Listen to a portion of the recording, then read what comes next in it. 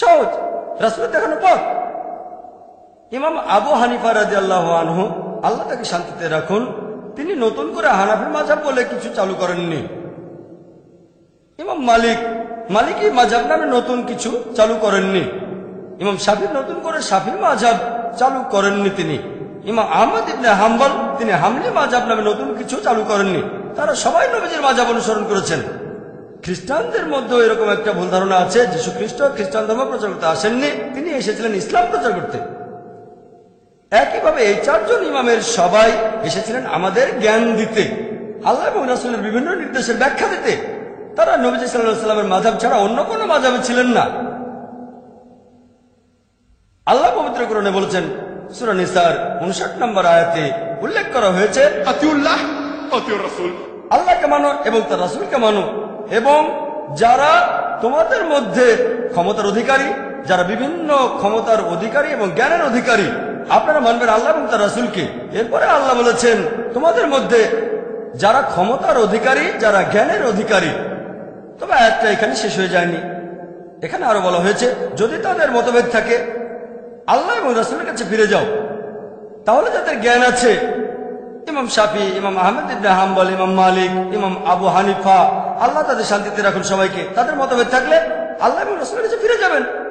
চারজন ইমাম একই কথা বলেছেন, যদি আমার ফতোয়া আল্লাহ এবং রাসূলের বিরুদ্ধে যায়, আমার ফতোয়া বাদ দাও। আল্লাহ একই কথা বলেছেন, আল্লাহ এবং রাসূলকে মানো। এবং যারা ক্ষমতার অধিকারী, যারা জ্ঞানের অধিকারী, তাদের মতভেদ থাকলে আল্লাহ এবং রাসূলের কাছে ফিরে যাও। যদি আল্লাহ এবং শেষ বিচারের দিনে বিশ্বাস রাখো, কারণ এটাই হলো উত্তম এবং পরিণামে প্রকৃষ্টতর। কোন রকম মতভেদ থাকলে আমরা কি করব? আল্লাহ এবং রাসূলের কাছে ফিরে যাব। ব্যাপারটা খুব সহজ। তবে কিছু মুসলিম আছে যারা আমাকে প্রশ্ন করতে পারে, ভাই জাকির, ভালো, যেসব লোকের কোরআন এবং হাদিসের যথেষ্ট জ্ঞান আছে, তাদের জন্য এটা সহজ যে কোনটা ভুল আর কোনটা ঠিক, কোনটা সহিহ হাদিস আর কোনটা জয়ীফ হাদিস। এখন আমরা কিভাবে সাধারণ মুসলিম হিসেবে, কমন মুসলিমরা বুঝতে পারবো যে কোনটা ঠিক আর কোনটা ভুল? প্রশ্নটা খুবই সুন্দর। আমি তাদের বলি, তারা বলে এই জন্য আমরা তাকলিদ করি।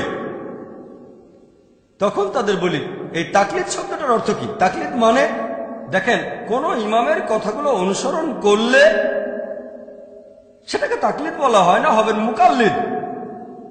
যদি আপনি প্রমাণ করে দেখান আপনার ইমাম ভুল করেছেন, তারপর সেটা শুধরে দিলেন, তখনও আপনি থাকবেন মুকাল্লিদ। যেমন ধরেন, যদি আপনার মায়ের হার্টে কোনো সমস্যা থাকে, ঠিক হার্টে সমস্যা আছে, তাহলে ডাক্তার লাগবে। এখন কার কাছে যাবেন? ডাক্তার কাছে তো যাবেন না, যাবেন একজন হার্ট স্পেশালিস্টের কাছে। আপনি ভেবে দেখবেন, এমবিবিএস? না না না না। এমডি? হ্যাঁ এমডি। এমডি কিসের উপরে?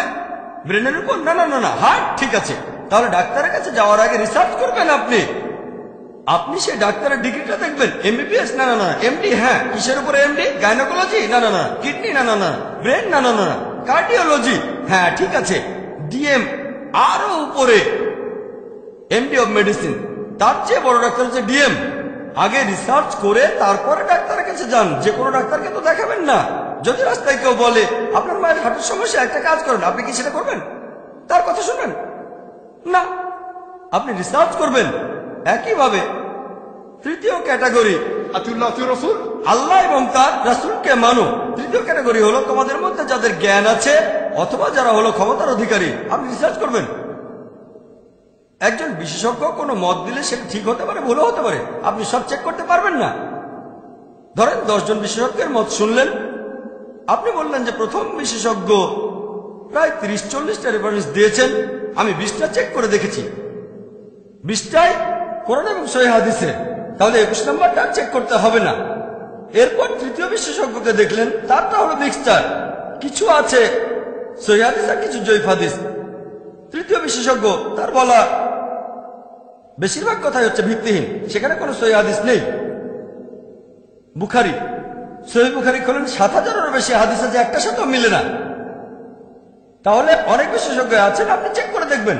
এখন আপনি চেক করে তারপর বুঝতে পারলেন যে হ্যাঁ, প্রথম বিশেষজ্ঞ, হ্যাঁ, কথা বলার সময় তিনি রেফারেন্স দেন, সব রেফারেন্স গুলো চেক করি কোরআন হাদিস দিয়ে। তারপর কি হবে? তাদের কোনো প্রশ্ন করলেন, তিনজন বিশেষজ্ঞ মতামত দিলেন, আপনি অটোমেটিক্যালি মানবেন প্রথম জনের কথা, কারণ এর আগে তার 20টা রেফারেন্স চেক করেছেন, সবগুলোই ঠিক ছিল। তাহলে ইনশাল্লাহ 21 নম্বর রেফারেন্সটাও ঠিক হবে। প্রত্যেক মুসলিম বিশেষজ্ঞের বলা সবকিছু চেক করতে পারবেন না। আপনি এখানে আগে রিসার্চ করে নেবেন প্রথম যে বিশেষজ্ঞ, হ্যাঁ তিনি কোরআন হাদিস নিয়ে কথা বলেন। ধরেন মোট 4 জন বিশেষজ্ঞ, ইনি হলেন প্রথম বিশেষজ্ঞ।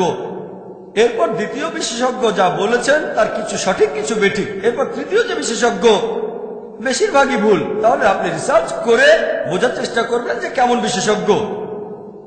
তারপর যদি রিসার্চ না করে প্রথম বিশেষজ্ঞকে মেনে চলেন, কোনো সমস্যা নেই। তবে ধরেন আপনি প্রথম বিশেষজ্ঞের কথা মানেন, তার উপরে রিসার্চ করেছেন, আরেকজন বিশেষজ্ঞ বললেন প্রথমজন যা বলেছেন সেটা ভুল, আমি প্রমাণ করে দেখাতে পারি কোরআন এবং হাদিস দিয়ে।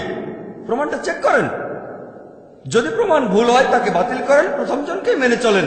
কিন্তু সেই প্রমাণটা সেই বিশেষজ্ঞ যেটা দেখিয়েছেন যে কোরআন আর হাদিসের কথা প্রথম বিশেষজ্ঞের কথার বিরুদ্ধে যাচ্ছে, তাহলে প্রথম বিশেষজ্ঞের কথা বাতিল করে দেন।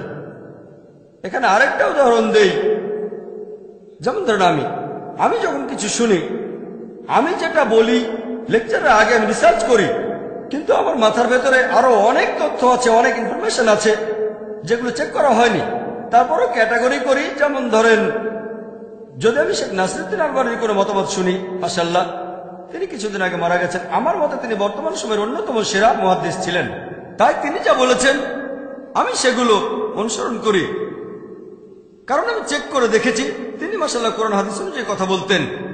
কিন্তু কেউ যদি ফতোয়া দেন নাসিরুদ্দিন আলবানীর বিরুদ্ধে, যদি সেটা কোরআন হাদিস অনুযায়ী হয়, নাসিরুদ্দিন আলবানীর ফতোয়াটাকে আমি বাতিল করে দেব, করতে পারি।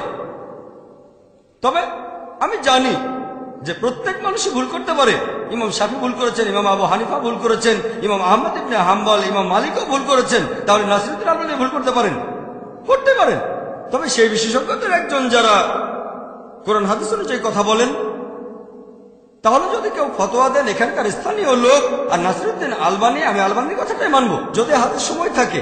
তবে লেকচারে কিছু বললে সেটা আমি চেক করি, লেকচারটা চেক করে নিই, কারণ সেটা দায়িত্ব আমার। তবে যদি আমি কোনো মতামত দিতে চাই, আমার পক্ষে সব হাদিস চেক করা সম্ভব না, কঠিন, সাধারণ মানুষের পক্ষে কঠিন। তাই দেখতে হবে কোন বিশেষজ্ঞের কথা শুনছেন, অথবা কোন বইটা পড়ছেন, কার লেখা বই পড়ছেন, কার লেকচারের কাছে আপনি শুনছেন। এভাবে ক্যাটাগরি করেন। ভালো বিশেষজ্ঞ, এই বিশেষজ্ঞের 20% কথা ভুল, এই বিশেষজ্ঞের 50%, এই বিশেষজ্ঞের 90% ভুল। তারপর যদি হাতে সময় না থাকে আর প্রথম বিশেষজ্ঞের উপরে আপনার ভরসা থাকে, সবকিছু চেক করতে আর হবে না। যদি হাতে সময় থাকে তাহলে চেক করেন, ভালো, আলহামদুলিল্লাহ, মাশাআল্লাহ। যদি সময় থাকে চেক করতে পারেন, তবে এটা তাকলিদ না। যদি কেউ প্রমাণ দেখায় যে আপনি যাকে মেনে চলেন তার কথা ভুল, তারপরও তাকে অন্ধভাবে অনুসরণ করেন, সেটা তাকলিদ। আমরা তাকলিদ করবো শুধু আল্লাহ এবং রাসূলের উদ্দেশ্যে, ব্যাস, ব্যাস, আর কেউ না। সহজ সহজ নিয়ম। এখন কেউ হয়তো আমাকে বলতে পারে, ভাই জাকির আপনি বলছেন দল তৈরি করবেন না আপনি, কিন্তু নবীজি তো বলে গেছেন 73টা আলাদা দল তৈরি হবে। আমি বলবো হ্যাঁ, নবীজি বলেছেন এমনটা হবে, বলেননি এটা করা উচিত। আল্লাহ আমাদের নিষেধ করেছেন, তবে নবীজি জানতেন, যদিও আল্লাহ বলেছেন দলে বিভক্ত হয়েও না, তারপরে মুসলিমের বিভক্ত হবে, নবীজি এটা জানতেন। তিনি বলেননি যে বানানো উচিত। আর আপনারা যদি সহিহ হাদিস পড়েন, আবু দাউদ 4579 এবং 4580 নম্বর হাদিস বলা হয়েছে যে নবী মুহাম্মদ সাল্লাল্লাহু আলাইহি ওয়াসাল্লাম বলেছেন যে ইহুদিরা 71 বা 72টা দলে বিভক্ত, খ্রিস্টানরা 70 বা 71টা দলে বিভক্ত, আর মুসলিমরা 73টা দলে বিভক্ত হবে। এরপর তিরমিজিতে আছে 131 নম্বর হাদিস, এছাড়াও তিরমিজির 2643 নম্বর হাদিস। আমাদের নবীজি বলেছেন যে বনী ইসরাইল, ইহুদি এবং খ্রিস্টানরা মোট 72টা দলে বিভক্ত হয়েছে, তবে আমার উম্মাহ তারা 73টা দলে বিভক্ত হবে। একটা দল বাদে অন্য সবাই দোজখে যাবে। সাহাবীগণ প্রশ্ন করলেন, সেই দলে কারা? নবীজি বললেন, যারা আমাকে এবং আমার সহচরদের অনুসরণ করবে। নবীজি বলেছেন 73টা দল তৈরি হবে, সবাই দোজখে যাবে একটা দল বাদে, যারা নবীজি এবং সাহাবীগণকে অনুসরণ করবে।